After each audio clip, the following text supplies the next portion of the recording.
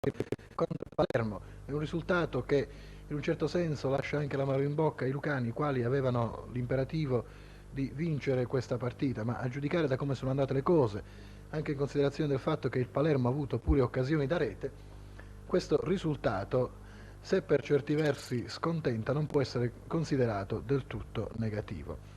Intanto vediamo al primo minuto un'azione pericolosa del Matera e Aprile che tira impegnando Casari in una difficile parata all'incrocio dei pali. Il Matera si è schierato con Casiraghi, Generoso e Beretta, Bussalino, Imborgia e Raimondi, Aprile, Florio e Pavese, sostituito da Pica3 al 25esimo della ripresa e Pini. Ancora un'azione del Matera, Pini tira alto, nulla di fatto quindi. Il Palermo invece ha schierato Casali, Ammoniaci e Di Cicco, sostituito da Iozia al primo minuto del secondo tempo, Arcoleo, Silipo e Maritozzi, Montesano, Larini, Borsellino, De Stefani e Bergossi. Vediamo le immagini della partita. C'è un'azione offensiva del Matera, un cross che spiova nell'area del Palermo, colpo di testa di Florio e la palla finisce fuori. Il Matera ha esercitato una lunga pressione nel corso del primo tempo, ma senza pervenire a nessun risultato concreto. Ancora il Matera che si porta in avanti e Morello che imposta nel cerchio di centrocampo. Serve Aprile, discesa del numero 7 Materano, tiro violento e pronta parata di Casari. Continua l'azione del Matera, ma la difesa rosanero ribatte. Vedremo poi un'altra azione offensiva del Matera.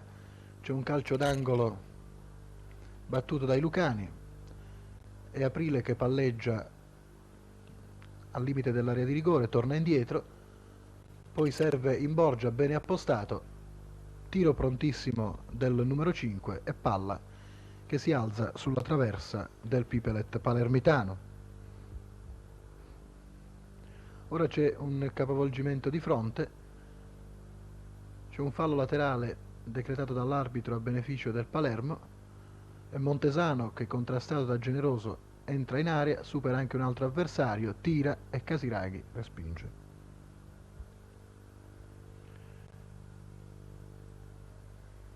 Nel secondo tempo la partita non è mutata granché, il Matera ha continuato a premere nel tentativo di andare a rete e il Palermo si è difeso con molto ordine, facendo muro a centrocampo e salvaguardando la sua area di rigore da pericoli estremamente seri. Calcio d'inizio battuto dal Palermo e azione rosanero. È sempre Montesano che manovra sulla destra, c'è un colpo di testa di Arcoleo e Casiraghi neutralizza con prontezza. Veniamo al 12esimo del secondo tempo, Morello scende sulla fascia laterale destra, si ferma, fa partire il cross, palla per Pini, altro tiro alto. 17esimo minuto, altra azione del Palermo, questa volta sarà Silipo che riceverà una imbeccata dai suoi, vediamo l'azione. È tutto il centrocampo del Palermo che si impegna in questa manovra, Silipo palla al piede, tira fuori di poco. Assisteremo poi ad un'azione del Matera che per poco non ha fruttato ai lucani la rete, ecco Pavese in buona posizione, non tira, preferisce appoggiare a Raimondi il quale si fa anticipare.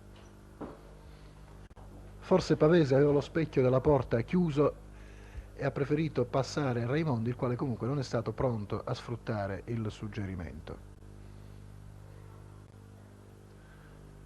Queste immagini si concludono con un'altra azione del Matera, lancio di Morello per Pica3, il quale viene messo a terra in area. I materani hanno protestato reclamando un rigore, ma è difficile dire a questo punto se in effetti si trattava di un fallo tale da indurre l'arbitro ad assegnare